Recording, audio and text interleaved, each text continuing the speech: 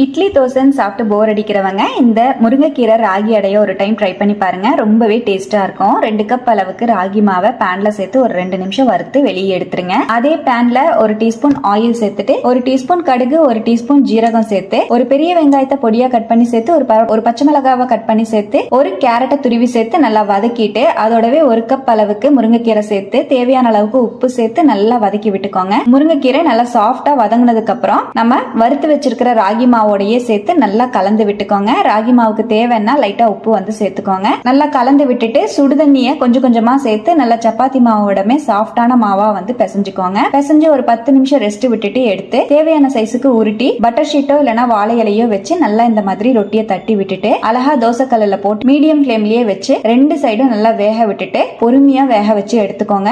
2 சைடும் நல்லா வேக வச்சுட்டு கடைசி ஆயில் சேர்த்து சுட்டு எடுத்துட்டு தேங்காய் சட்னியோ இல்ல தக்காளி சட்னியோ வச்சு சாப்பிட்டு பாருங்க. டேஸ்ட் அருமையா